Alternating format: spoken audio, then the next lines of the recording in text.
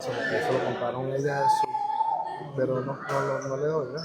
Sí, dilo. Y luego tú. Antes de que se vayan, algo que olvidó decirle en los anuncios.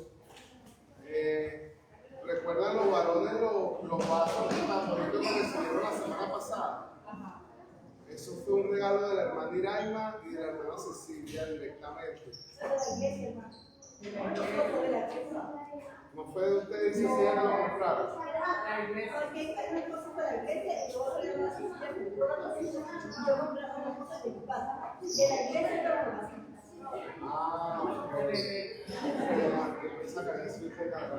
Bueno, todo fue de la iglesia.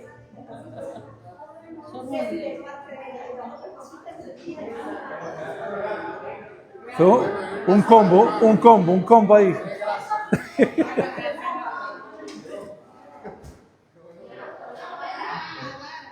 Amén. Hay una conversión de los regalos.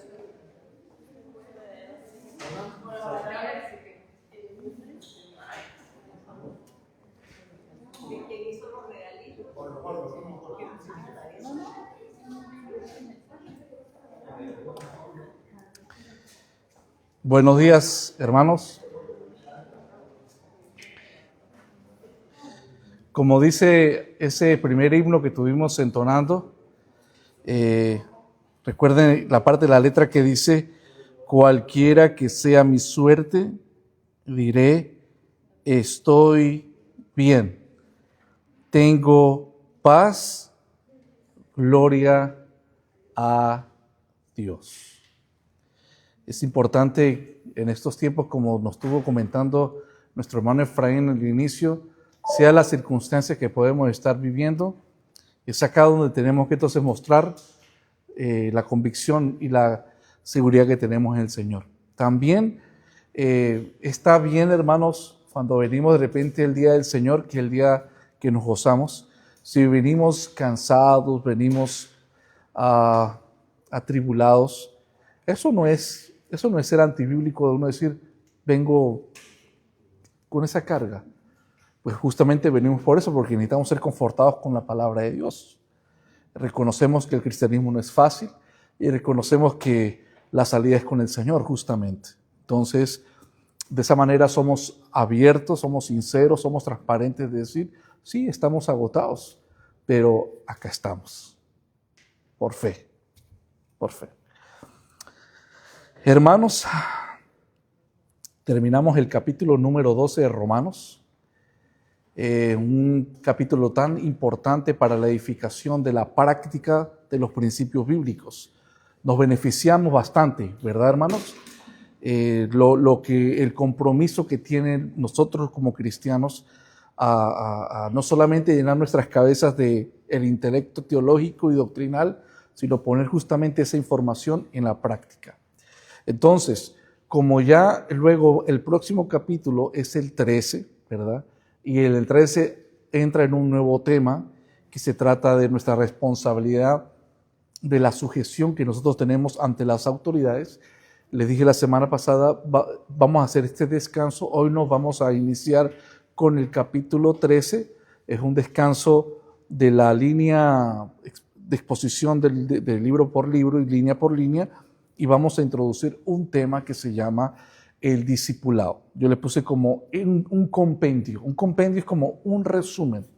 De esto se hacen a veces incluso talleres, hermanos. Se hacen talleres para tratar el tema del discipulado, del liderazgo y cosas por las cuales sabemos que es importante. Y lo he puesto acá porque justamente encaja con lo que hemos aprendido en todo lo que hemos venido desarrollando en el capítulo número 12 de los compromisos. Entonces, ya que estamos ahí, quiero incluir lo del discipulado y que esto sea de beneficio para todos nosotros, de la responsabilidad que necesitamos, y que el Señor nos ayude a ver nuestros propios corazones y nuestras mentes para poder entonces mejorar de repente aquellos puntos ciegos en los cuales podemos fallar. Y si estamos caminando por ese sendero, pues entonces podemos también ser reafirmados a proseguir en el tema tan importante de hoy, que se llama un resumen o un compendio del discipulado. Y si se han dado cuenta de lo que les compartí de esa lámina, justamente la base del mensaje se trata de un texto bíblico. Tengo muchos años que no hago una enseñanza temática. Justamente el tema de hoy es temático, valga la redundancia. Es la costumbre de tantos años de hacerlo así, lineal, que vamos libro por libro, versículo tras versículo. Entonces, le he pedido mucho al Señor que me ayude en la enseñanza temática, porque por lo mismo, no es muy, tengo muchos años que no lo hago así, pero esperemos que va a ser de mucha edificación para nosotros. Y el texto que vamos a usar para este, vamos a decirlo así también, mini estudio o taller, muy resumido, pero concreto, hermanos, y claro, esperamos eso, que sea muy claro, está basado en Mateo capítulo 4, versículo 19. Hay muchos textos para hablar del discipulado, pero he escogido justamente este texto porque acá va a denotar algo muy importante, o 3 principios que están en letras pequeñas que los puse en la lámina, que justamente de eso es lo que se trata el discipulado, y es seguir, enseñar, ¿y cuál es la última? Si se acuerdan, desarrollar o multiplicar.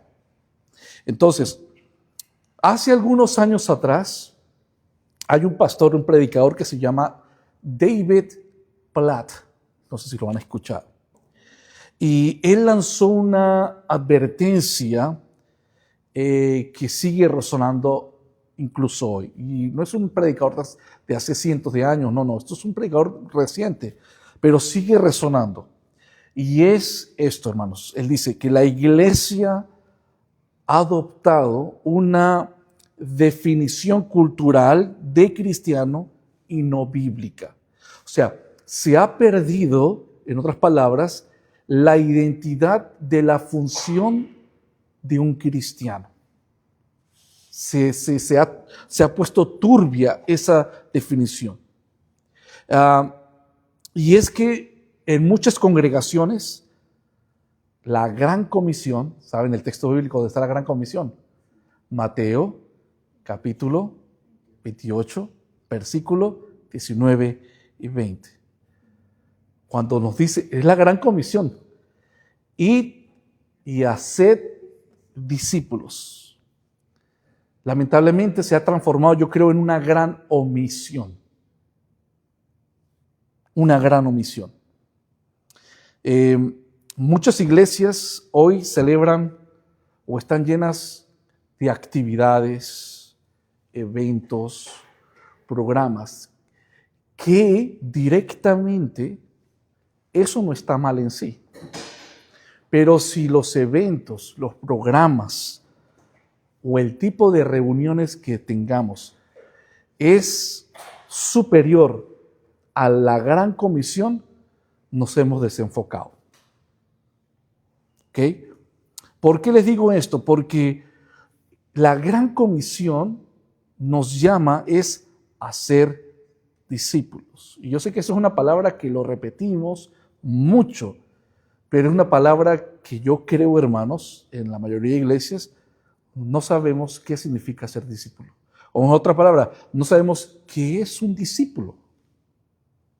Entonces, hay un estudio realizado por la Barna Group, donde dice esa estadística que solo el 17%, atención, solamente el 17% de los cristianos en Estados Unidos dicen que siguen un discipulado y es la prioridad en su iglesia. Solamente un 17% siguen esa línea, que ven que es prioridad el establecer un discipulado. De ese 17%, estamos excluyendo casi un 80%, un poquito más de 80%, pero de ese 17%, apartamos un 5% del 17%, un 5% participa regularmente en un proceso de formación de discipulado. Wow, hermanos, eso es impresionante, no es nada. De ese 17, nuevamente, en otras palabras, de ese 17% están diciendo, nosotros sabemos que la función de la iglesia es hacer un discipulado. Pero solamente el 5% de ese 17% es que realmente lo están siguiendo y lo están haciendo de una manera intencional. No es nada. La pregunta es, ¿qué está ocurriendo? Yo sé que ahorita va a venir las definiciones y las ilustraciones y los ejemplos bíblicos con respecto al discipulado. ¿Qué está ocurriendo? Que estamos viendo multitudes o cientos de cristianos o de personas convertidas, a veces genuinamente, ¿ok? Genuinamente. Estamos viendo personas convertidas, creen en el Señor. Convertidas, pero no formadas. Son dos cosas diferentes. Convertidas, pero no formadas. Iglesias que están de repente llenas de asistentes, pero vacíos de seguidores comprometidos. Ahora, como dijo un predicador, de repente hemos ganado hasta cierto punto las personas que están creyendo o dicen creer en el Señor, pero no estamos haciendo discípulos. La falta de cumplir Mateo 20, 19, 20 tiene consecuencias graves, porque por algo el Señor lo puso como la gran comisión. Una iglesia que no esté enfocada y participando en hacer discípulos, hay consecuencias graves. Por ejemplo, jóvenes que abandonan la fe cuando llegan a la universidad, porque la universidad es el lugar apropiado donde van a ser bombardeados por multiformas de ideologías. Y si el joven no está discipulado, formado, fundamentado, se los van a comer. Se los van a comer. ¿Y es por qué? Porque justamente se ha perdido el enfoque del discipulado. Hay familias cristianas que de repente no saben aplicar, escuchen muy bien esta palabra, aplicar el evangelio a sus hogares. ¿Por qué? Porque nadie les ha formado. De una cosa es saber la doctrina y la información, y otra es cómo se aplica día a día esa doctrina. Hay una diferencia. Hay líderes dentro de las iglesias, porque este tema del discipulado, esto es lo que se toca mucho entre los talleres y justamente para los predicadores, pero esto es para todos, hermanos. Entonces acaba de ir para todos. Los líderes ministeriales, lamentablemente, muchos no tienen fundamentos bíblicos. O repiten frases, o repiten ideas, se vuelven pragmáticos, y piensan que están discipulando cuando no lo están haciendo. Y lo más alarmante, hermanos, es que las iglesias que tienen apariencia de vida no tienen el poder transformador. ¿Por qué? Porque justamente se está careciendo del discipulado. No discipular acaba muy duro para los líderes de cualquier iglesia, incluyendo acá, que yo estoy predicando directamente. No discipular es desobedecer a Dios. Pero también es condenar a la iglesia a que vive una vida superficial, una vida inestable y frágil. Entonces, el discipulado, hermanos, no es opcional, es algo vital.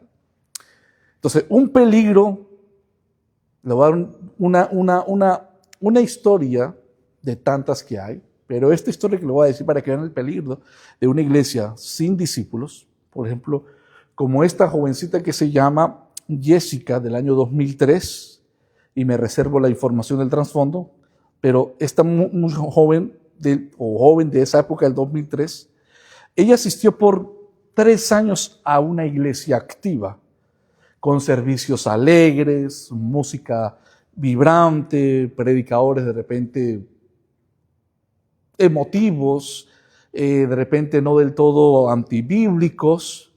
Fue bautizada, recibió una Biblia de regalo, comenzó a asistir a la iglesia, a congregarse los domingos, y comenzó con entusiasmo, como comenzamos todos nosotros. Pero algo ocurrió.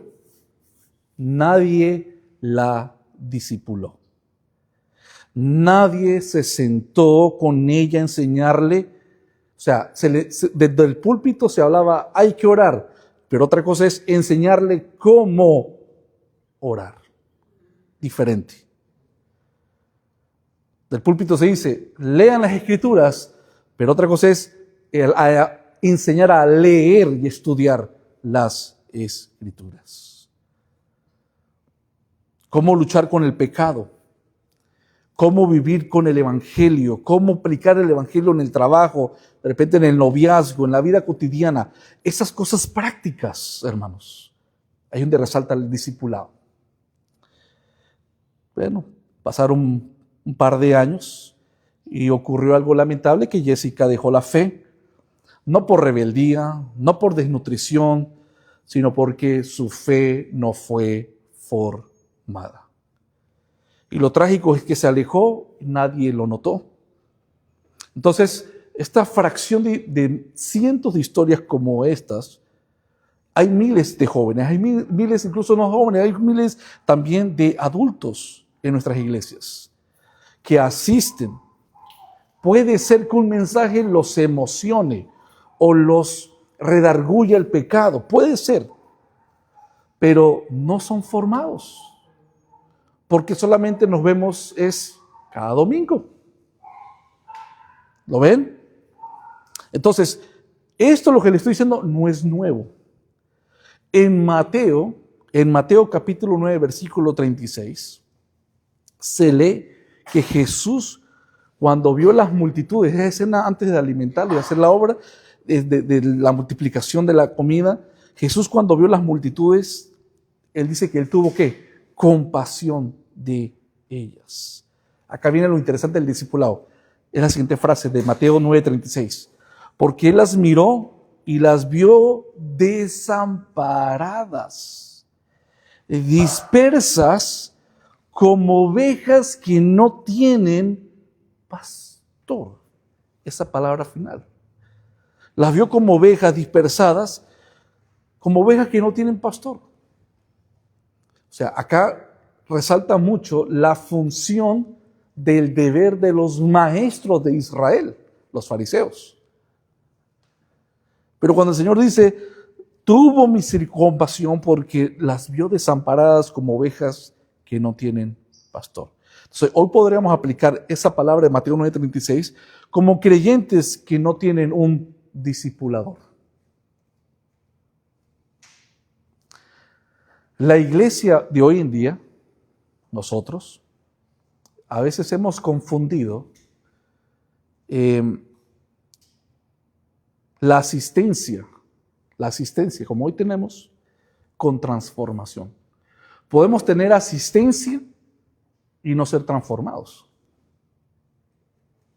De repente muchas iglesias llenan las bancas y los predicadores son los primeros que algo ha ocurrido que se les ha enseñado de que ver sillas llenas es señal que vamos bien. No necesariamente.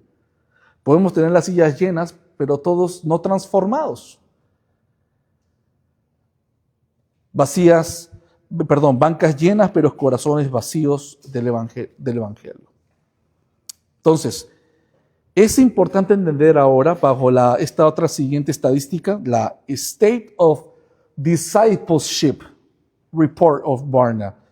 Es una estadística del liderazgo de discipulados. Dicen que el 60% de los líderes de las iglesias admite que no tienen un plan claro de discipulado. 1 de cada 4 cristianos han sido acompañados por otro creyente en su crecimiento espiritual. O sea, un seguimiento, mano a mano, caminan juntos.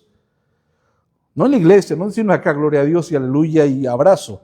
No, día a día, comunicación, trataste. 1 de cada 4. De una manera muy alarmante, la mayoría de los jóvenes entre los 18 y 29 años abandonan la iglesia en sus primeros años fuera del lugar, no porque dejen de creer, sino porque nunca se les enseñó a cómo vivir su fe. Y los diferentes escenarios de ataques que van a recibir. Esto es grave, hermanos, muy grave. Porque discipular no es exponer a la iglesia al error doctrinal. Discipular es alimentar a una generación que no se mantenga débil espiritualmente. Entonces, hermanos, el discipulado no es para unos pocos. Yo sé que esto va directamente para los predicadores, pero el discipulado no es para unos pocos, porque Mateo 28, ¿qué nos dice? ¿Para quién es esa comisión? Si decimos que son para los predicadores, pues no es así, ¿verdad? No solamente es para los pastores o los líderes, pero sabemos que hay una secuencia muy lógica. ¿Qué cosa? Que una persona va a aprender de acuerdo a ¿qué? A su maestro. Pero si los maestros no van bien formados y para discipular, ¿cómo pueden salir la siguiente camada, por así decirlo? Igual, torcidos o mal enfocados. Por eso es que esto recae. Bueno, entonces, aunque es para todos, ¿a dónde recae? A los líderes, lógicamente. Pero es para todos. Entonces, esto es un llamado de cada creyente que ha sido alcanzado por la gracia. Por ejemplo, en 2 de Timoteo 2:2 le dice Pablo a Timoteo, lo que has oído de mí, le dice Pablo a Timoteo, al joven Timoteo, lo que tú has oído de mí ante muchos testigos, esto encarga a hombres fieles que sean idóneos para enseñar también a otros.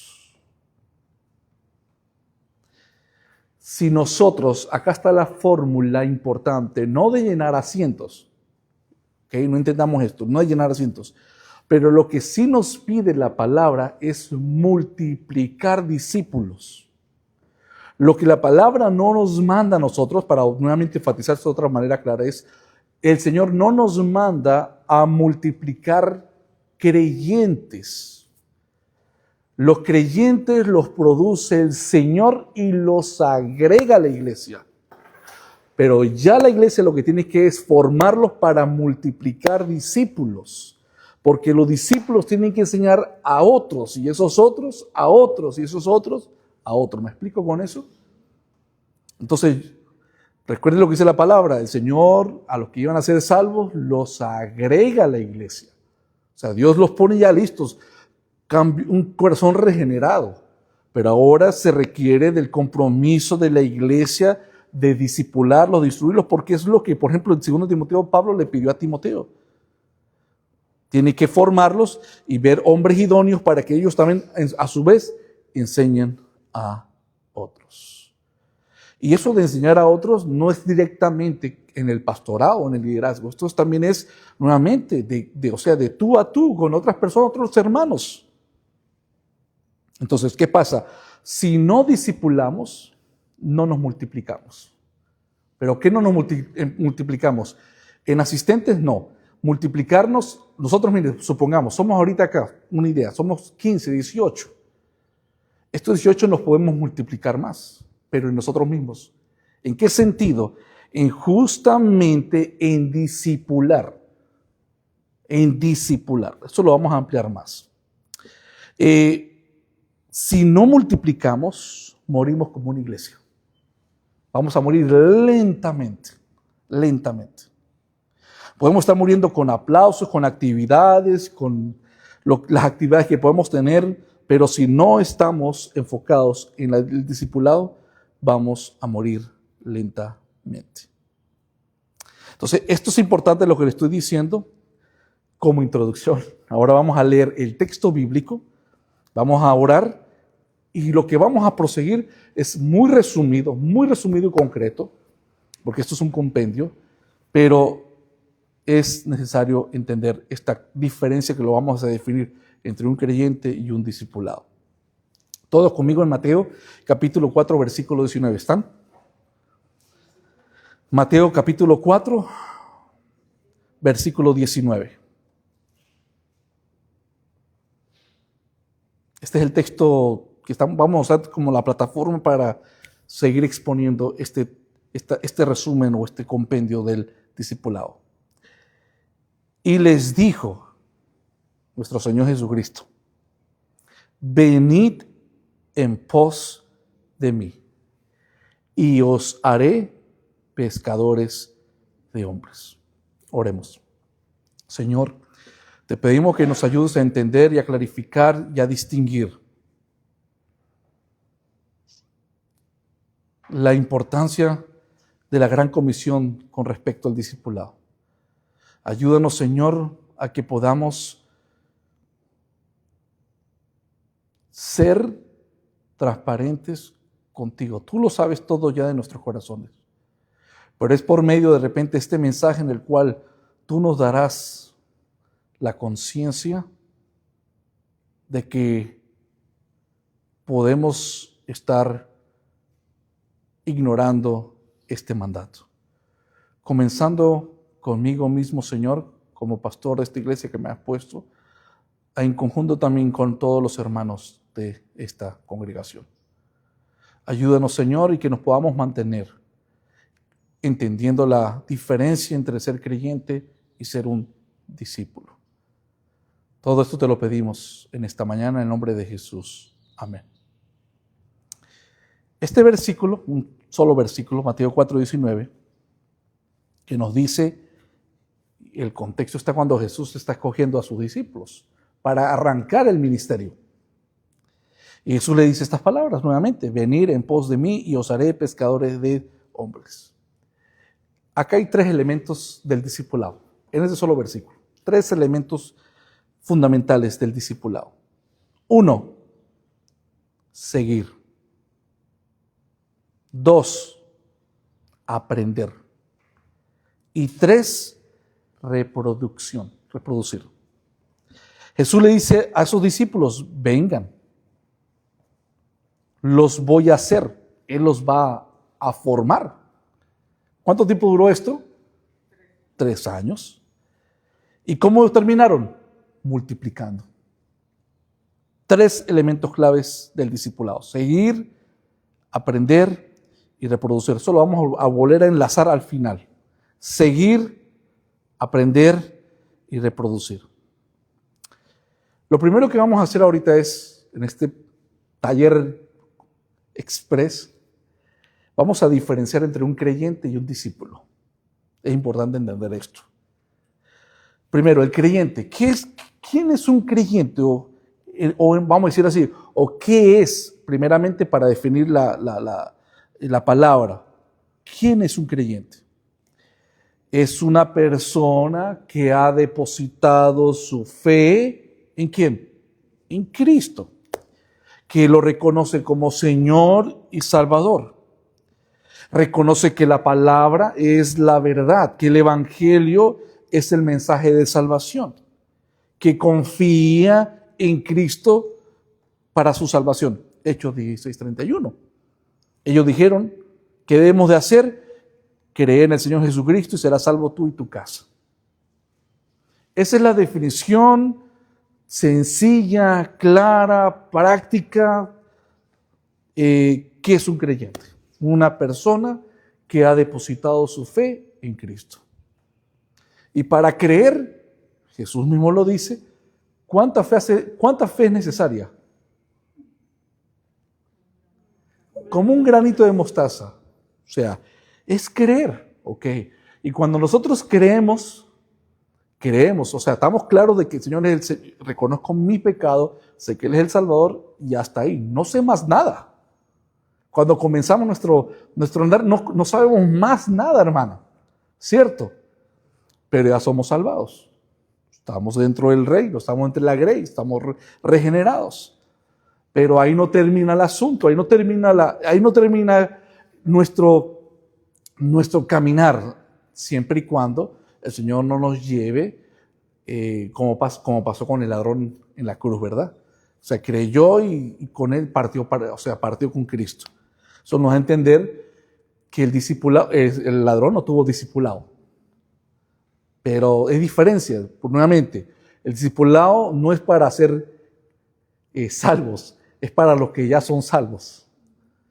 Creyentes es una cosa diferente, hermanos. ¿Okay? Entonces, creyente es alguien que ha depositado su fe, cree en Cristo, pero ahora es como un bebé, un niño pequeño. Tiene su cerebro, espiritualmente hablando, como una esponja. ¿Verdad? Que los niños están a esa edad absorben todo. Bueno, entonces, un creyente es una persona que ha depositado la fe en el Señor y listo, estoy listo para aprender.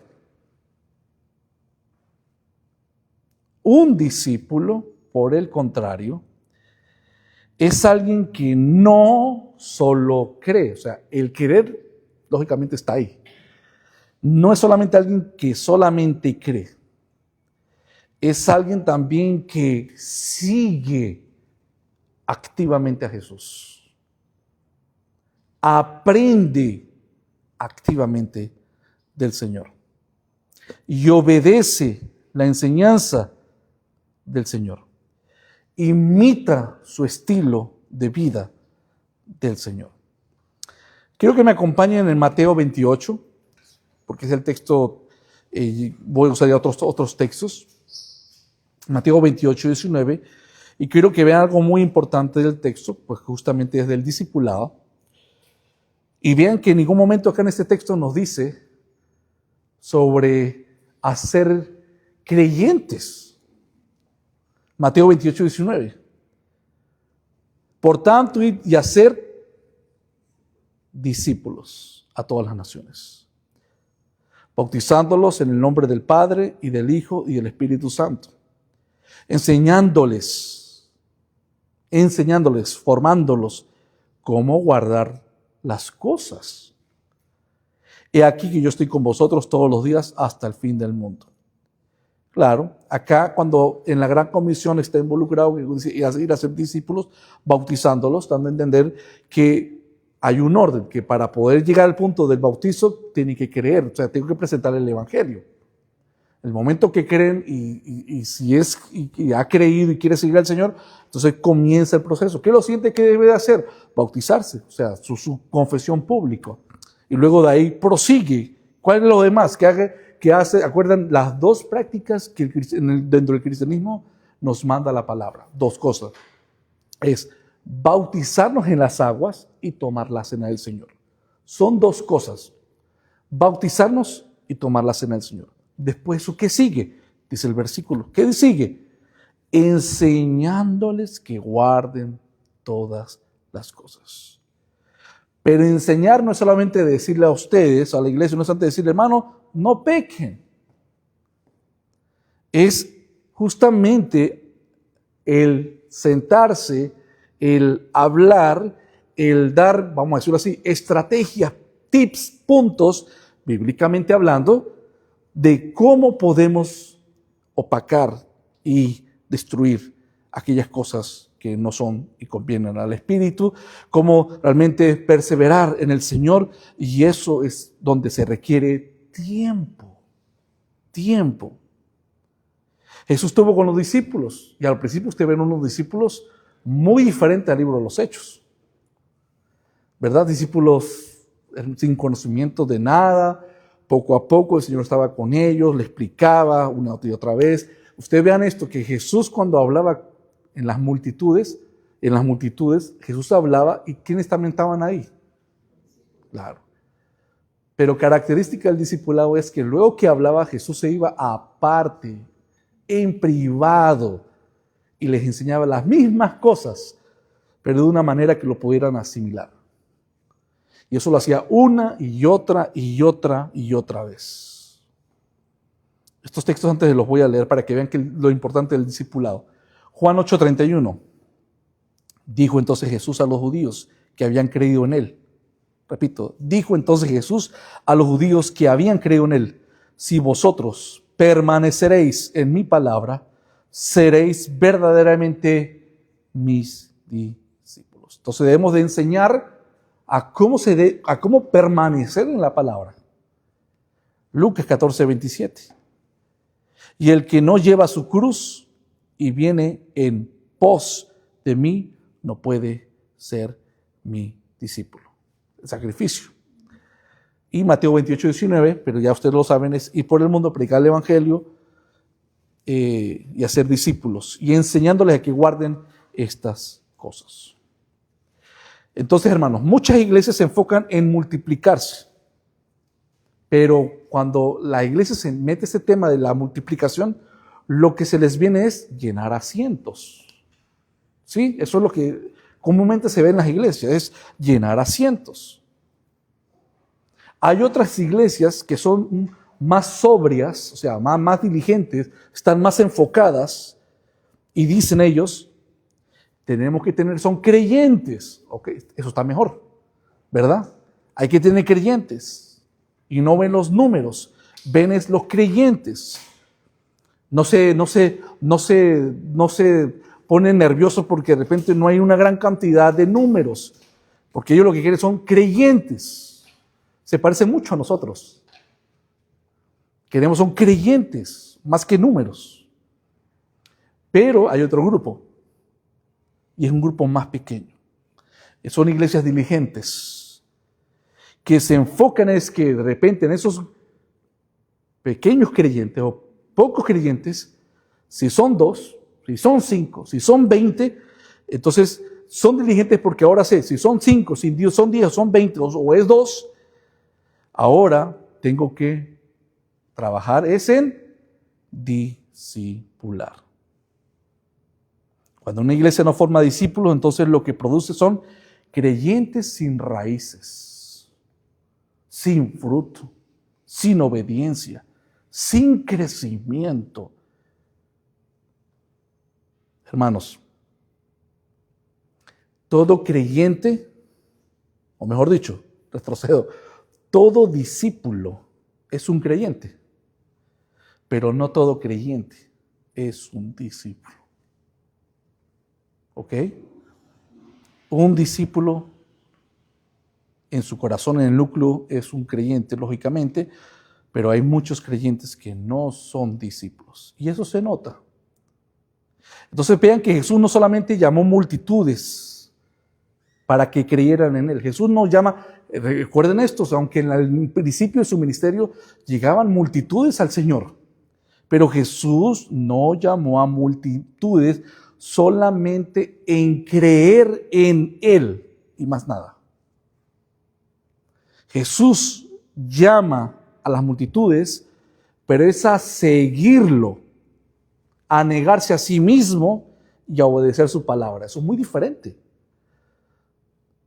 O sea, no solamente decir, ok, ya creí en mi corazón, me voy para mi casa, pero ya creo en mi corazón, no tengo más nada que hacer. No, eso no es un discipulado. El discipulado es, lógicamente, creer, pero luego Él pide que lo sigamos. Él pide que te niegues a ti mismo y pide entonces que le obedezcamos su palabra. Entonces, en nuestro texto base hay 3 claves. Entonces, seguir justamente, aprender y reproducir. Vamos a ver primero, seguir. En las Biblias que ustedes tienen, que es la Reina Valera, en el texto nos dice que Jesús le pide, dice, los llama y dice, vengan en pos de mí. Se los voy a decir en la NTV para que vean qué significa esa palabra de pos. ¿Okay? Mateo 4:19 dice, Jesús los llamó y dijo, vengan. Eso es 1. Y luego dice, síganme. Eso es 2. Entonces lo primero que observamos es que Jesús hace un llamado. Vengan y síganme. Entonces, en el seguir es donde comienza la diferencia de un creyente a un discípulo. Porque para seguirlo es donde luego también las palabras dicen, yo tengo que negarme a mí mismo. Porque yo no puedo caminar, mi voluntad o mis deseos de repente quieren algo. Pero si somos del Señor y quiero ser discípulo del Señor, mis sueños, como dijo un predicador, o sea, esos tienen que estar puestos a un lado, porque lo importante es seguir al Maestro. Y eso requiere de morir, de mis planes a un lado. Eso es muy importante. Entonces, cuando Jesús dijo, vengan, y muchos venían. Por se acuerdan que cuando muchos venían y les alimentaba, que ir a la multitud. Este es el rey que queremos, nos alimenta sentados y ya, eso es todo. Cuando Jesús comenzó luego a predicar y a mostrar más la exigencia del compromiso, hubo un momento que esas multitudes, tantos asientos se llenaron, luego comenzaron los números a bajar. Porque lo que vieron es que, no es solamente venir, hay un compromiso, hay una exigencia que el Señor demanda. Y se comenzaron los números a bajar, a bajar, a bajar. La pregunta de Mateo 4:19. ¿A quiénes le dice el Señor, vengan? Ese es el texto base. Jesús los llamó, le hizo, vengan. ¿A quién está llamando que vengan? A ver, hermanos. Y si van al contexto inmediato, ¿verdad? No vamos a poder leer todo Mateo 4, pero el contexto inmediato es cuando Jesús está escogiendo a los discípulos. Bueno, la palabra dice en Juan, Jesús le dice a sus discípulos cuando están un poquito ya más maduros en la fe, dice, ustedes no me escogieron. ¿Cierto? ¿Qué dice? Yo los escogí. Porque ya estaban predestinados, ya estaban reservados, ya el Señor había hecho la obra. Porque miren, tú ves los evangelios, no les llamó la atención que Jesús llegaba, por ejemplo, como el caso de cuando llegó con Simón Pedro y su hermano Andrés, estaban en la barca, y Jesús apenas acercó y le dijo, ven, sígueme. Y arrancó. Y ellos dejaron las redes y se fueron. Dice, hermano, ¿han meditado en eso? O sea, el hecho de decir, el Señor no le dio más explicación. No le dijo, miren, siéntase, yo le voy a demostrar que yo soy el Mesías. Solo te dijo, ven y sígame. O sea, y el hecho que lo siguieron, sin más nada de información, es porque el Señor había obrado en esos corazones de una manera lógicamente sobrenatural, como pasa con nosotros. Entonces, cuando Jesús nos dice acá en Mateo 4:19, vengan. ¿A quién le está diciendo vengan? En su contexto. A Pedro y a su hermano Andrés. Si tienen en su casa el tiempo de expandir más, estrictamente está hablando de Pedro y su hermano Andrés. Entonces, de esa manera, Cristo llama a su iglesia, no está hablando ahora a los impíos, está hablando a los que ya son creyentes, salvados. Jesús llama a la iglesia, su comunidad de los seguidores, y no a los asistentes. Los asistentes no van a venir, vienen son los creyentes, repito, los asistentes no vienen, vienen son los creyentes. Y le dice, sígame. No es un llamado que sea simpatizante de Cristo, es un llamado a rendirse a Él. Y ese seguimiento puede ser de doble filo. Escuchen muy bien, porque muchos al principio seguían también, no solamente fueron obedientes a decir, ok, el Señor me llamó, ahora me dice que lo siga, también lo voy a seguir. Ese seguir también puede ser un arma de doble filo, porque si luego se van ahí a Mateo capítulo 4, en el último versículo de ese contexto del llamamiento de Simón y Andrés, y luego produce a llamar a otros discípulos, pero en el versículo 25, mira lo que nos dice, el versículo 25. ¿Quién más lo seguía al Señor? Y le siguió mucha gente de Galilea, o sea, fuera de los discípulos, de Decápolis, de Jerusalén, de Judea y de otro lado de Jordán. Y ese versículo 4:25 es cuando lo conectas, cuando Jesús comenzó a luego exigir más compromiso, es donde, así como muchos lo siguieron, muchos también se fueron. Entonces, para la iglesia, ¿estamos guiando a las personas a seguir a Cristo? ¿O estamos llamándoles con el hecho de que asistan acá a las reuniones? ¿Estamos siguiendo a Cristo de verdad o solo estamos participando en las actividades de iglesia religiosa? Esta pregunta la vamos a contestar más adelante. Segundo punto. Primero es seguir. El Señor dice seguir. Segundo punto es aprender, dice. Venir en pos de mí, o sea, venid y síganme. Y luego le dice, y os haré. Os haré. El discipulado requiere de formación. No es algo instantáneo, esto no es automático.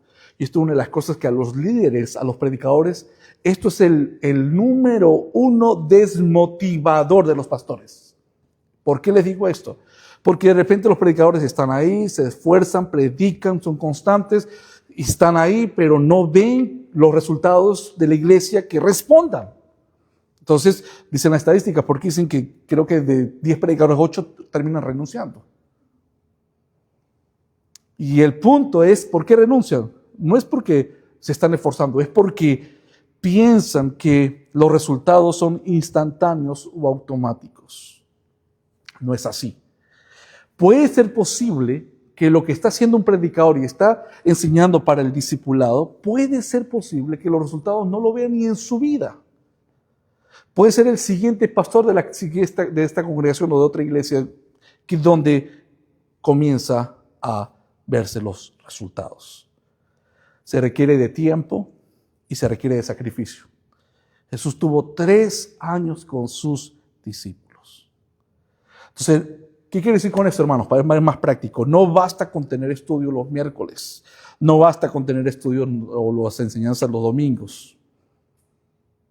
Incluso no basta con los estudios que hacemos, el de las mujeres y el estudio de los varones. Eso no basta. Les digo esto muy importante, porque eso, al menos las reuniones de las mujeres y las reuniones de los varones, tienden a apuntar un poquito más el discipulado, pero no es exactamente el discipulado. Esto es importante. Es también una pregunta, estas preguntas en las cuales ahorita las vamos a responder, como le dije a usted, resumidamente los 3 puntos. El tercer punto del versículo Mateo 4:19 es, entonces, dice el texto, venid en pos de mí, o sea, seguir. Luego dice, os haré, o sea, formar. Y eso toma tiempo, mucho tiempo. Y luego, ¿cuál es el resultado? La reproducción. Se harán pescadores de hombres. La iglesia es enviada al mundo con una misión clara, hacer discípulos. ¿Ok, hermanos? Los que ya son creyentes, los que Dios agrega a la iglesia, ahora la iglesia tiene que discipularlos, formarlos y prepararlos. Entonces la iglesia no es enviada a ser creyentes. Recuerden que los creyentes son una obra del Señor. Entonces no existe un verdadero discipulado si no hay multiplicación. Vamos a llegar a este punto importante. No existe, hermanos, un verdadero discipulado si no hay multiplicación. Si en la iglesia no hay multiplicación del discipulado, entonces la iglesia no lo está haciendo de la manera correcta. Y es allí donde entonces, ¿por qué vemos en muchas iglesias, vean estos ejemplos, por ejemplo, iglesias donde de repente el pastor es el que hace todo, el que hace esto, el que hace lo otro, hace todo y los demás no hacen nada, porque no hay más. Y eso es lo que está anunciando, es que hay un gran problema, y es que el predicador está fallando. El predicador no está realmente formando en todas las cosas porque la iglesia no está funcionando de la manera en la cual todo el cuerpo de Cristo, como hemos estudiado en Romanos capítulo 12, ejerciendo los dones diferentes, funcionan para el funcionamiento de la, valga la redundancia, de la obra del Señor. ¿Ok? Ahora, es importante que cada miembro debe de ver su vida como una herramienta para atraer y formar a otros en Cristo. Mi deber y tu deber es formarlos en el Señor. Si te llega un hermano, ¿verdad? Por ejemplo, tengo un hermano con un problema, no sé, de su matrimonio, con su hijo. El punto es que si somos bien discipulados, tú puedes y tienes que saber cómo tratar ese tipo de asunto. Y cuando a veces la iglesia ve, concha, ¿sabe qué? Lo mejor que puedo hacer, voy a hablar con el pastor para que este asunto lo mandamos al predicador. Eso es lo que pasa. Nuevamente, esto es de todas las iglesias, todos nosotros. Eso es lo que pasa. Pero como les dije, ¿por qué de repente la iglesia está fallando en esa parte? Y es porque los predicadores son los que están fallando. Es importante, nuevamente, ver que cada miembro debe de ver su vida como una herramienta para atraer y formar a otros en Cristo. Seguir, aprender y reproducir. Vamos con unos ejemplos, para que vean más ahora de unas características, a ver si lo vamos a notar de varios. Voy a mencionar varios del Antiguo Testamento, luego pocos del Nuevo Testamento, para entonces ir viendo ya la claridad y conectar todos estos puntos importantes. Antiguo Testamento, y quiero que me acompañen hasta el libro de Éxodo, capítulo 33. Y vamos a ver el primer caso. Atención, que hermano, de verdad espero, en cada caso que vamos a mencionar, hay unas características que se van a repetir. Hay unas características que se van a repetir y es algo, yo creo que muy, muy evidente. Éxodo 33. Primer caso. Moisés y Josué. Primero. Éxodo 33, 11. Repito. El primer caso que vamos a ver es de Moisés. ¿Y quién otro? Josué. Josué fue formado como siervo de Moisés. Él aprendía del liderazgo y de la dependencia de Dios, porque estaba ahí con y siguiendo siempre a Moisés. Entonces, en este versículo, ¿verdad? Un extracto. Éxodo 33, 11, mira lo que dice. Y hablaba Jehová a Moisés cara a cara. ¿Quién era Moisés? Acuérdense que era el que estaba liderando al pueblo de Israel. Bueno, hablaba Jehová con Moisés cara a cara, como habla cualquiera a su compañero. Y él volvía al campamento. Atención acá. Pero el joven, hasta ese momento, inexperto, pero aprendiendo, el joven Josué, hijo de Nun, su servidor, nunca se apartaba de en medio del tabernáculo, porque ahí se lo vivía Moisés. Vean nuevamente, todavía no lo voy a decir, pero vean el primer caso, es Moisés y Josué. Y Josué era siervo y lo seguía y estaba pegado siempre de Moisés, aprendiendo de liderazgo. Y justamente con el tiempo después que Moisés muere, ¿quién es el que seguía llevando liderazgo? Pues Josué. Atención, de tantos judíos, resalta es Moisés con Josué. Segundo caso del Antiguo Testamento, primera de Samuel. Elí y Samuel. Repito otra vez, Elí y Samuel. Primera de Samuel, en el capítulo 3. Vuelvo otra vez a enfatizar. Primero era Moisés con Josué. Ahora vamos con Elí y Samuel. Nos dice en primera de Samuel capítulo 3, versículo 9, que Elí discipula a Samuel enseñándole cómo responder el llamado de Dios. Y uno dice, ¿cómo así?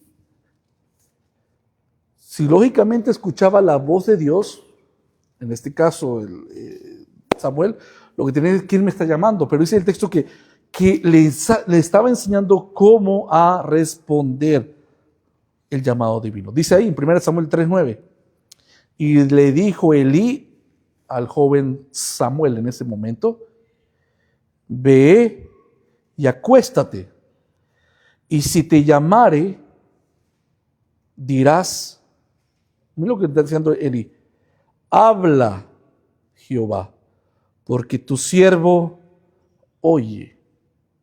Y así fue Samuel y se acostó en su lugar.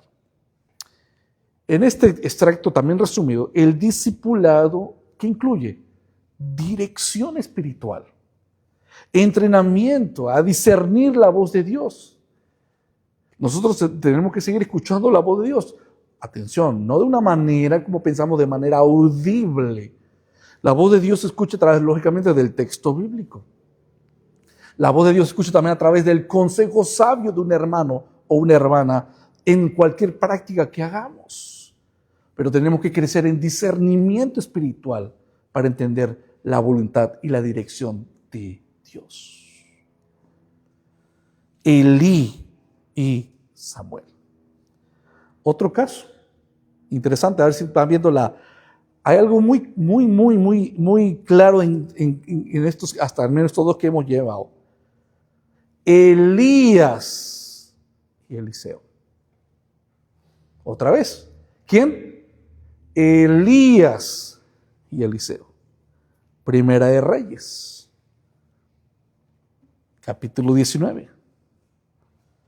¿Qué trata esto? Y este siguiente caso es mucho más claro y evidente, porque como ustedes bien saben, Eliseo dejó todo, Eliseo, el estudiante, dejó todo por seguir a Elías y recibir el manto ministerial. Primera de Reyes, capítulo 19, versículo 20. ¿Están conmigo? Primera de Reyes, capítulo 19, versículo 20. Eliseo, lo voy a leer en la versión NTV, porque está más entendible. Eliseo dejó los bueyes donde estaban, salió corriendo detrás de Elías y le dijo: déjeme que primero me despida de mis padres con un beso y luego iré con usted.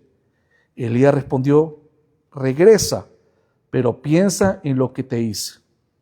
Entonces Eliseo regresó a donde estaban los bueyes y los mató, y con la madera del arado hizo una fogata para asar la carne, y repartió la carne asada entre la gente del pueblo, y todos comieron. Después se fue con Elías como su ayudante. Dice la NTV. El discipulado, en este caso ahora de Elías y Eliseo, implicaba que, lo que implica esto es caminar juntos. ¿Qué tiene que hacer ahora Eliseo? Imitar la fe de Elías, observar lo que hacía Elías. Incluso desear doble, como dice la palabra, doble porción de espiritual de lo que tuvo Elías. Y así fue. ¿Se acuerdan qué pasó con Elías, verdad? Ese caso extraordinario. No vio muerte, vino una carroza de fuego, tomó a Elías, ¿sí? Y en lo que subió y que lo iba llevando, la capa de Elías se cayó. ¿Y qué hizo Eliseo? Agarró la capa de Elías. Y ese era de parte del Señor, mostrando de que ya tenía ahora el respaldo del Señor para que continuara ahora en esta nueva etapa como profeta Eliseo. Entonces, en este caso, Elías y Eliseo. El manto ministerial, esa doble porción espiritual, esa bendición. Y eso llega, ¿por qué? Porque hubo un tiempo de trabajo, caminaron, imitó su fe, se preparó para poder llegar al punto a que entonces, en este caso, se multiplicó. Otro caso. Este ya sale un poquito de lo particular. David y los valientes, si lo han escuchado la historia. David y los valientes. Eso está también en 1 Samuel, capítulo 22. Y acá cambia un poco porque ya no es, atención, ya no es uno y uno. Ahora es David con bastantes. No muy evidente, o mejor dicho, no muy cotidiano. Pero así está, 1 Samuel, capítulo 22, 2.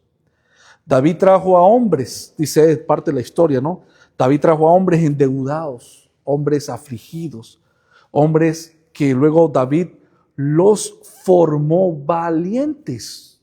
David, dice 1 Samuel, y se juntaron con él todos los afligidos y todo el que estaba endeudado y todos los que se hallaban en amargura de espíritu, y fue hecho jefe de ellos. O sea, David fue hecho jefe de ellos y tuvo consigo como 400 hombres. Atención con un poquito de contexto de esta historia. Cuando David huyó de Saúl, se refugiaron en la cueva de Adulam, David con esos 400 hombres. Y ahí no solamente se escondieron. David aprovechó el momento para formarlos, liderarlos y transformarlos en un grupo que, de ser marginados, ser quebrantados y sin ningún rumbo, dice ahora, si lo oigan a leer y se tragan hasta el segundo libro de Samuel, capítulo 23, no lo vamos a leer por el tiempo, pero en el segundo Samuel, el capítulo 23, ahí se habla de David y sus valientes. Son esos 400 hombres que eran marginados y llenos de temor. Algo ocurrió en la cueva. Estos hombres entonces se convirtieron en los 400 valientes de David. Eran guerreros fieles que dieron su vida por el propósito de Dios y de David, que era el que era su maestro. David no solamente les ofreció refugio en esa cueva, sino que los formó espiritualmente, les dio dirección a estos hombres. En otras palabras, lo que estamos hablando, los discipuló con ejemplo, con adoración en medio del sufrimiento. ¿Saben que el Salmo 57 es un salmo hermoso, hermanos? Porque el Salmo 57, el trasfondo, es que escribe ese salmo estando justamente en una cueva, David, donde se ve su obediencia a Dios, incluso en medio de la persecución y en todos esos momentos tan difíciles.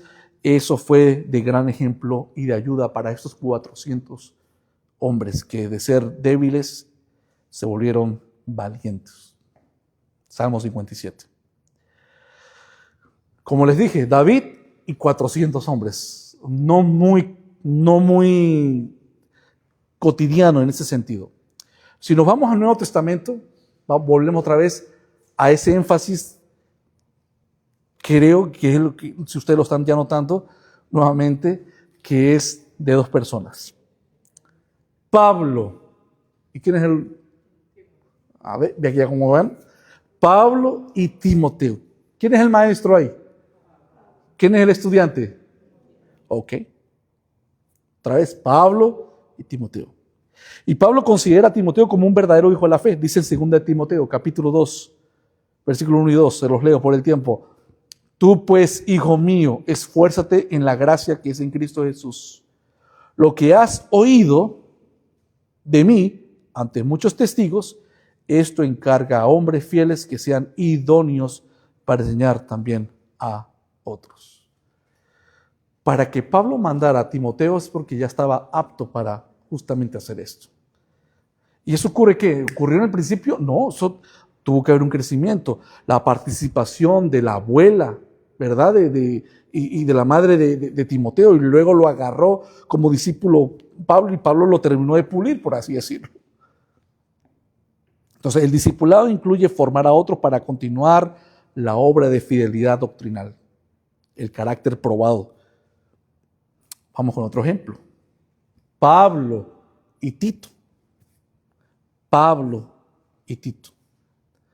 Pablo dejó a Tito en Creta para organizar la iglesia y corregir lo deficiente. Dice en Tito 1:5, por esta causa te dejé en Creta, Pablo a Tito.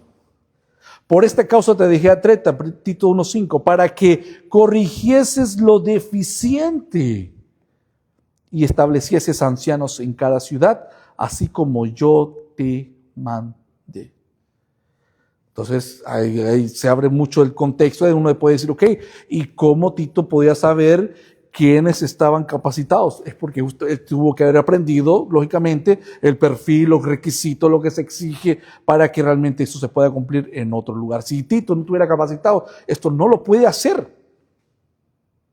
¿Cómo dice Tito 1:5? ¿Cómo puede corregir lo deficiente? Lo deficiente no solamente es lo que se ve, también hay que sentarse y escuchar, hermanos. Siempre le digo a ustedes, y me mantengo en este ejemplo todavía en Pablo y Tito, es importante, siempre le digo, hermanos, tenemos que siempre poner atención. El deber del predicador es enseñar con mayor esfuerzo la fidelidad a la Escritura, pero también la responsabilidad de la iglesia. La iglesia es que afinar el oído, hermanos. De un punto de que si lo que se está hablando está en su contexto, puede sonar algo bonito. El punto es si está en su contexto, son dos cosas diferentes. También le he dicho a ustedes muchas veces, hermanos, el enemigo o los falsos profetas no solamente te dicen pura mentira, porque se detecta fácilmente. El problema es donde se distingue un creyente a un discípulo, es que sabe distinguir cuando viene alguien malevólico, malo, y quieren confundirte entre la verdad y la mentira, y las mezcla. Al punto que uno dice, pero esto es lo que dice es verdad, pero tienes que detectar la parte también de la mentira.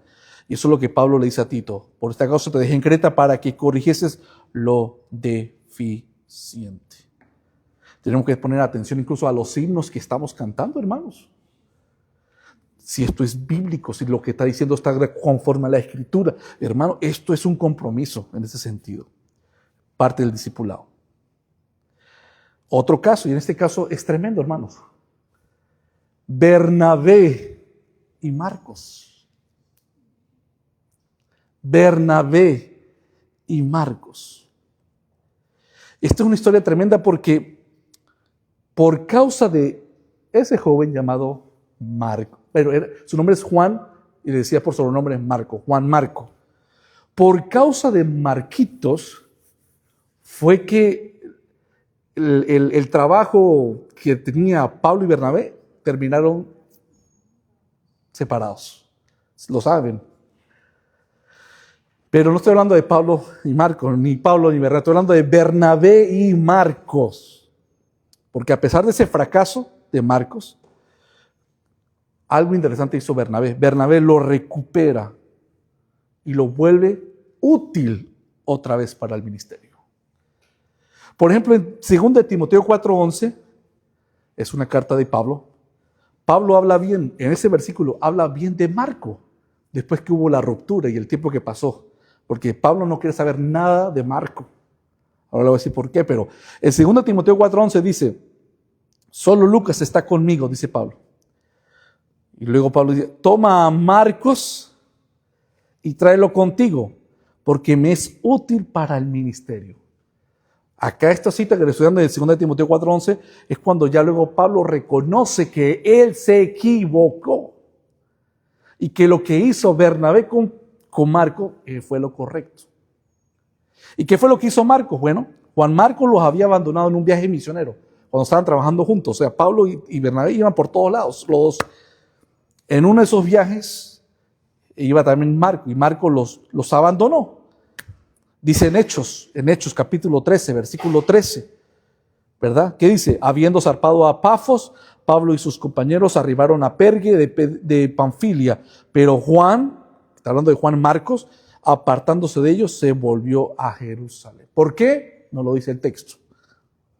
El punto es que los abandonó a Pablo y a Bernabé. Cuando eso ocurrió, sabiendo nosotros las características de Pablo, esto generó una gran discusión entre ambos. Y la discusión, quiero que la leamos juntos, ahí en Hechos, capítulo 15, versículo 37, para que vean lo grave de esta discusión. Hechos, capítulo 15, versículo 37.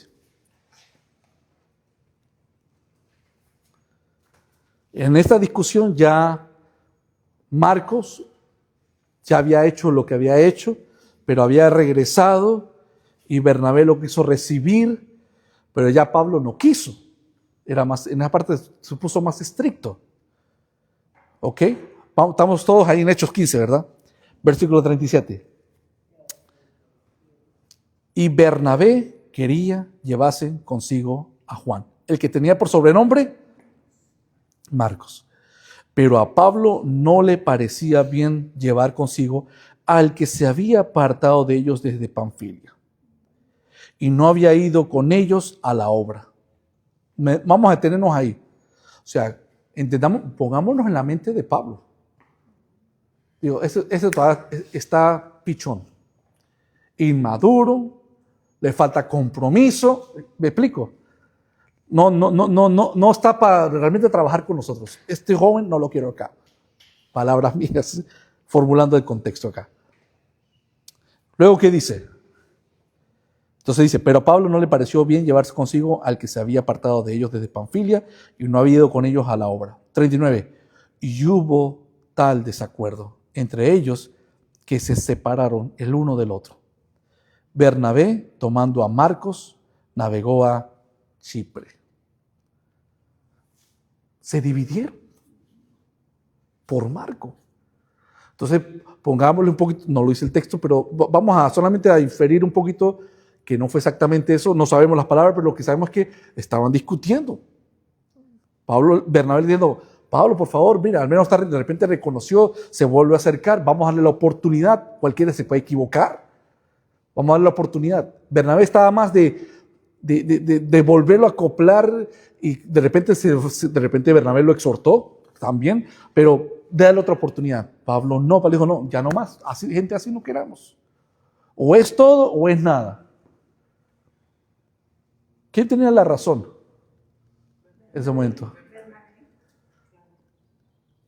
Claro, en este caso Bernabé, aunque tampoco vamos a poner de malo a Pablo, porque lo que Pablo también está exigiendo es correcto, el compromiso.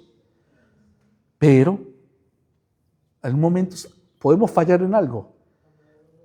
Entonces vemos una actitud, y es donde me quiero inclinar, la actitud de Bernabé. Pablo valoraba la fidelidad y la constancia en el ministerio. Eso es bueno. Él valora que sean fieles, constantes en el ministerio. Pero Bernabé, cuyo nombre significa hijo de la consolación, optó por darle una segunda oportunidad a Marco. Más adelante Marco fue restaurado, Pablo lo reconoce y por eso le cité 2 de Timoteo 4:11, porque en ese texto ya Pablo reconoció, epa, sí, me equivoqué. Y digo, mándalo porque él es útil para el ministerio. Pero fue por causa de la intervención de Bernabé. Si no hubiera estado, no sé cómo hubiera cambiado acá el procedimiento o el avance del texto bíblico, pero lo que nos muestra que el discipulado también tú vayas actuando en cuanto a restaurar. El discipulado se trata de restaurar. En el púlpito podemos ser muy duros, en el sentido de, duro no, o estricto en el sentido de que, hermanos, no permitimos el pecado. Y es así, hermanos. Pero dice el texto, pero todos nosotros estamos aptos en un momento, estamos propensos ¿a qué? A caer, hermanos. Y tenemos que reconocer a poder restaurar.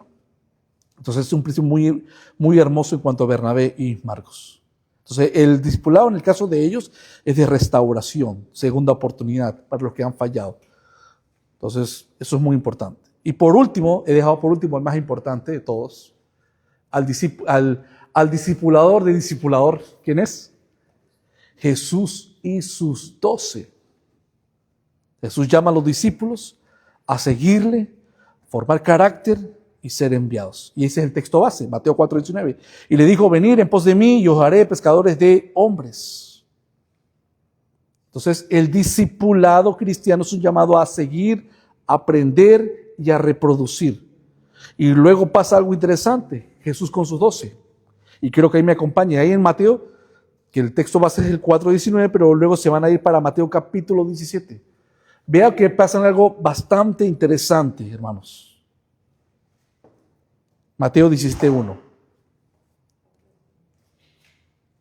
Entonces, en Mateo 4:19 primeramente, Jesús es el llamado a los 12 discípulos. Comienza a llamar, mejor dicho, a los 12 discípulos.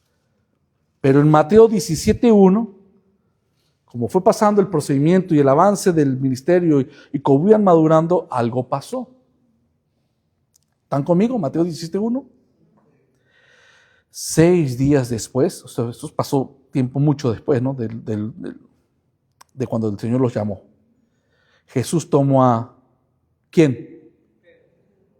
¿A quién más? ¿Y a quién más? Y a Juan. Y los llevó aparte. Esto es interesante. De los 12, apartó a 3. Pedro, Jacobo y Juan.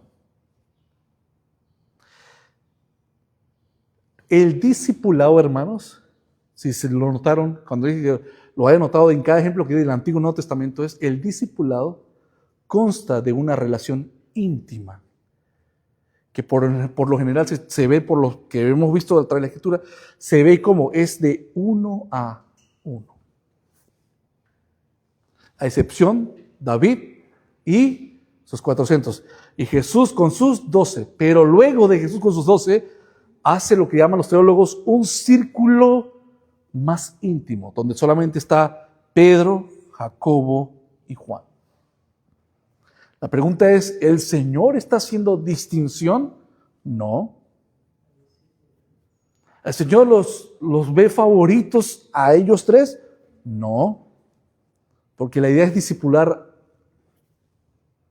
a los 12, él llamó a los 12. Y eran también sus discípulos. Pero el discipulado requiere tiempo íntimo, revelación profunda, formación específica.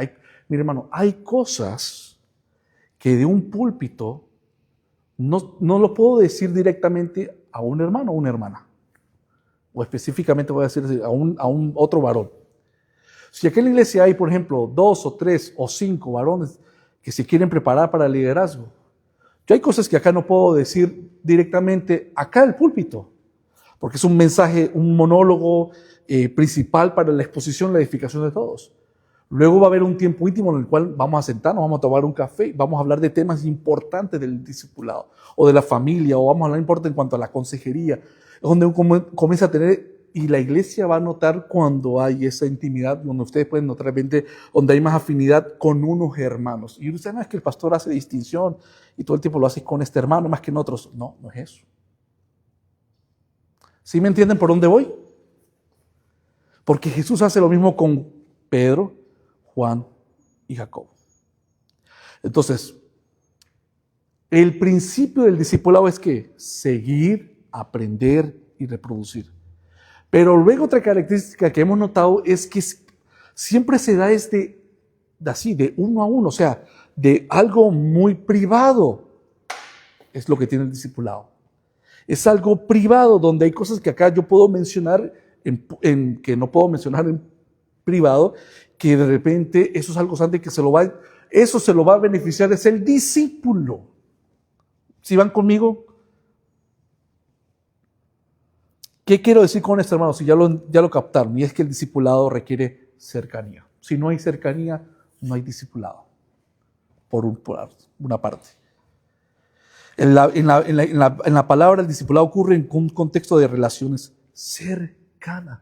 Moisés, Josué, Elías, Eliseo, Elí, Samuel, David en la cueva con 400. Jesús predicaba hacia las multitudes, pero luego se internaba con sus discípulos, pero aún en ese círculo guardado se apartaba con otros 3 mucho más allá. ¿Lo ven? Está muy claro en los textos bíblicos, hermanos. Entonces, por eso les dije, las reuniones que tenemos nosotros, para hacer algo muy aplicativo, los varones, se tiende a asemejar ahí. Porque ¿qué característica tiene la reunión de varones? Eso es algo más privado. Un hermano se puede acercar y dice sus dificultades, e incluso puede estar limitado, porque dice, no, que yo lo que quiero decir, se lo quiero decir a X hermano, no se lo quiero decir a los demás hermanos. Igual pasa con el círculo entre las mujeres. Exactamente eso no es discipulado, pero sí apunta de que lo que se debe buscar es más intimidad. ¿Ok?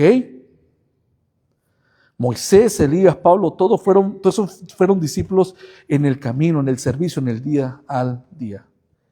En los púlpitos se enseña, pero la cercanía es la que transforma, hermanos. Repito, los púlpitos enseñan, pero es la cercanía la que transforma. Entonces, como les dije a ustedes al principio, dije, voy a haber varias preguntas para ir ya concluyendo. ¿Estamos como iglesia generando nuevos discípulos? ¿Nuestra iglesia tiene la intención de formar discípulos? ¿Estamos guiando a las personas a seguir, a aprender, a reproducir? ¿O solo a asistir a las iglesias?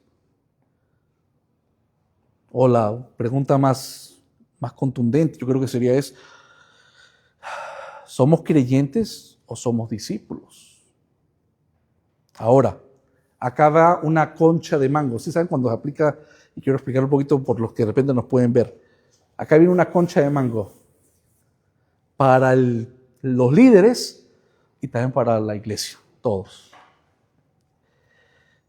Hay alumnos que desean ser discipulados. Acá y en muchas iglesias. Quieren que les enseñen, quieren aprender. Pero entonces los líderes fallan. Los líderes de repente no quieren, porque les falta visión, o porque están con tanta sobrecarga y no tienen el tiempo. Pero peor aún, puede ser que no tienen formación bíblica, no saben cómo ser discípulos. Pero esa es una concha de mango para los profesores o los maestros. Ahora viene una concha de mango para la iglesia. Hay líderes que sí están dispuestos. Hay líderes que oran y quieren enseñar. Hay líderes que sí se quieren abrir y que se acerquen. Pero hay alumnos que no están comprometidos. Solo asisten a los cultos y ya. Entonces, acá viene esta otra característica y es esto. El discipulado tiene que querer ambas partes. Si no, no funciona. Eso es lo que responde por qué de los 12 discípulos Jesús luego los apartaba con esos 3. Porque si usted ve en el proyecto de los evangelios, justamente esos 3 eran los que siempre estaban más entregados. Bueno, ustedes saben muy bien de Pedro. Pedro era lanzado, ¿ves? ¿Verdad? Y a veces eso de ser lanzado le costó muchas cosas. Pero él era así. Juan, el amado. ¿Se acuerdan de la cena del Señor? Cuando Jesús dijo que a algunos lo iban a traicionar. Y todos estaban, miren hermanos, ellos comían arrecostados, ¿no? La forma como comían los judíos. Y Jesús dijo, entre ustedes hay uno que me va a traicionar. Y dice que los discípulos, todos juntitos ahí, hermanos, juntos, comenzaban a murmurar. No, o sea, no, tenía que ser una murmuración demasiado suave, porque para ser todos juntos en una mesa y murmurar, y que no se entendiera qué es lo que se está hablando. Y el punto es que llegó todo a que le preguntaran al que estaba más cerca del Señor. ¿Quién era? Juan, el amado. En ese sentido. Y le dígale, ¿quién es? Y Jesús le habló a Juan, le dijo. Pero imagínense, ¿de qué manera le diría que no escucharon los demás que estaban todos cerquitas ahí? Voy a mojar el pan y el que se lo dé es él. En el discipulado tiene que haber intimidad, sí, pero para que también eso se dé, tiene que ser de ambas partes. Si el alumno quiere y el profesor no quiere, no se puede hacer nada. Si el profesor quiere y el alumno no quiere, no se puede hacer nada. Tienen que estar ambos comprometidos, ambos dispuestos y ambos a sacrificarse para que se produzca el discipulado.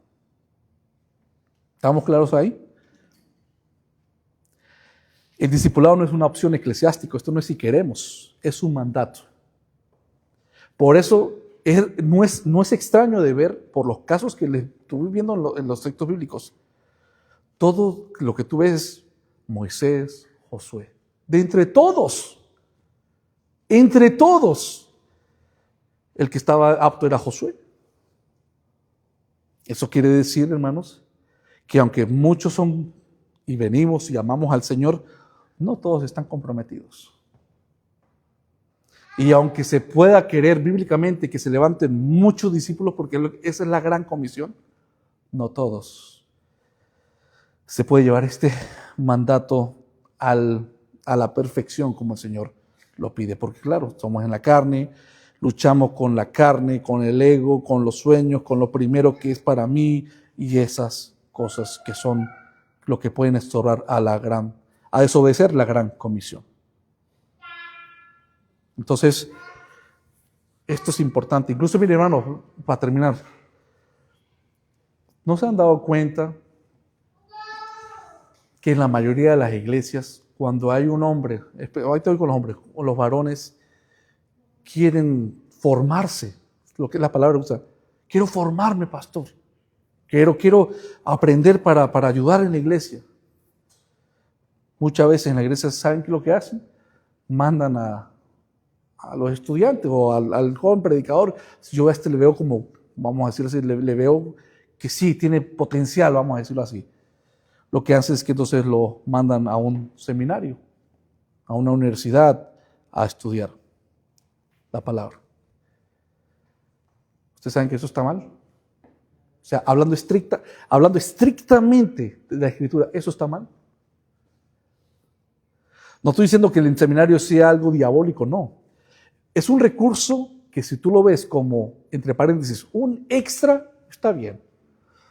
Pero que este sea el método. Yo hablo con el pastor porque sabe que tengo el deseo de predicar en este caso. Y entonces levanto y lo primero que le digo, ¿qué? Ok, está bien. Voy a hablar con unos amigos, de repente a ver cómo te conectamos para que estudien en el... O sea, mi responsabilidad se lo lanzo a otra persona o a otra organización. Eso es como los hijos. Tengo hijos y tengo que criar, no, voy a decirle a ver si el hermano quiere que me críe los muchachos míos. El seminario puede ser un recurso importante, pero no sustituye el llamado de los pastores a equipar a los santos. Los santos, los hombres, se discipulan y se forman teológicamente en la iglesia.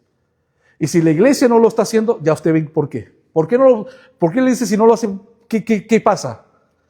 Es porque no están cumpliendo el discipulado. Y justamente es para eso, es para multiplicar otros líderes, hermanos.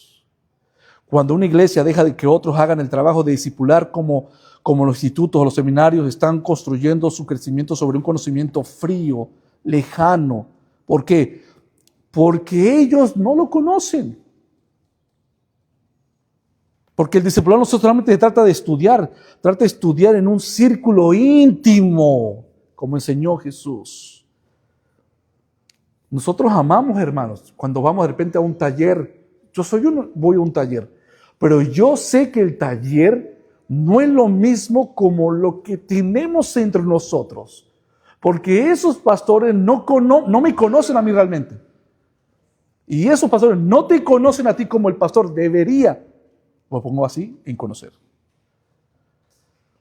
Por eso lo importante, soy yo totalmente pro a lo que es el crecimiento de la iglesia particular. Eso es importante. Si hay un solo predicador en la iglesia, y esto es una obra que está en peligro, y lo pongo entre paréntesis, hermano, porque tiene una excepción, cuando una obra tiene un solo predicador. Un misionero se levanta y se va para la India a predicar, por ejemplo. Lógicamente tiene que comenzar uno solo. Tiene una excepción. Pero pasa el tiempo, pasan los años, y el predicador sigue solo, y solo, y solo. Es mala señal, ¿ok? Es mala señal. Entonces, si hay un solo predicador y que tiene mucho tiempo, se sufre es un gran peligro.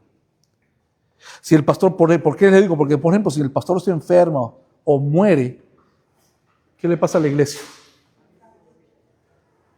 Para muchos se enfermó el pastor, nos quedamos estancados, no podemos hacer nada. No, algo está mal. Porque tiene que haber los demás hombres que supuestamente tiene que estar formando para que salga. Porque los pastores son sustituibles. Yo puedo estar acá, mañana va a estar otro. Si es que lo formamos. La falta de líderes es señal de alumnos que no quieren o porque no están comprometidos. Maestros que no quieren o porque tienen celos. Eso es otro también. Muchos pastores están solos porque o es que no quieren o es que no saben, hay muchas razones. O es porque tienen celos. También está eso. Y también el control también. Estoy solo, no le doy cuentas a nadie. Otro hermano que levante, no, y este es el púlpito donde yo predico y más nada, acá me ha costado sudor y me ha costado 5 y 6 años. Entonces, hermanos, son estorbos que pueden dañar el crecimiento y la multiplicación de nuevos líderes a la iglesia. Una iglesia que depende de un solo hombre no es una iglesia bíblica, es una iglesia frágil. Nuevamente, entre paréntesis, tiene su contexto dependiendo si la iglesia está iniciando, ¿no? Entonces, para terminar, hay que delegar responsabilidades. Si no formamos a otros, entonces estamos formando nuestro propio reino, no el reino de Cristo, porque todo está envuelto al pastor. Yo acá le he dicho a los hermanos, a los de finanzas, todos hermanos, yo le he dicho esto, porque pasa, yo entiendo eso, y pasa es que si hay que cambiar un bombillo, hay que decirle al pastor. Si hay que comprar una pizarra, hay que decirle al pastor. Sí, pues no, se debe delegar, y ya lo están haciendo, claro. Están dando esa que ocurre, y eso que pasa, que a veces a esos hombres les gusta que todo funcione a dependencia del pastor. No. Aquí hay cosas que de la economía el pastor no debe saber ni cuánto dinero hay, ni cuánto deben de gastar. Eso es asunto de lo que se ha escogido como congregación que somos a los que son de finanzas, hermano. Al menos que sea una decisión muy importante que nos involucre a todos, está bien, pero el resto es algo que le compete solamente a ellos. Y ellos darán cuenta, lógicamente, al Señor. Y es por eso que vienen las otras funciones en cuanto a la iglesia, hermanos. Entonces, una iglesia sin discípulos no es una iglesia, hermanos, es una audiencia. Y no queremos solamente audiencia, queremos, hermanos, que participen. Oremos. Padre, te damos las gracias en esta parte de la tarde, en el cual hemos expuesto este rápido, express mensaje, pero importante antes de proseguir con el capítulo 13 con respecto al discipulado. Ayúdanos, Señor, en la oración, usando a todos los hermanos, a las hermanas. Sabemos que en la multitud de consejos hay sabiduría para ir mejorando conforme a tu palabra. Todo consejo que esté conforme a tu palabra tiene que ser bienvenido. Para crecer, para la multiforma de tu gracia se sea aplicando en la formación de los varones, en las formaciones de las hermanas con las ancianas, que sigan creciendo en el contexto que estamos, que sigamos desarrollando sabiendo que ese es el enfoque que debemos de mantener. Debemos de seguir discipulando. Ayúdanos, Señor, a que tengamos mayor intimidad. Es nuestro deseo que sea entre todos el mayor compromiso. Pero aunque muchos lleguen o muchos se vayan, sabemos que nuestro compromiso principal es contigo y que no podemos y no debemos menguar. Debemos de perseverar, porque si nos has dado tu Santo Espíritu y tu Espíritu mora en nosotros, sabemos que la buena obra que has comenzado la terminarás y que aquellos que lleguen hasta el final, dice la palabra, serán salvos. Salvos por la gracia, pero la señal de la perseverancia es indiscutible del compromiso, de la entrega, el morir a la carne para vivir para tu reino, Señor. Te pedimos todo esto en el nombre de Cristo Jesús. Amén.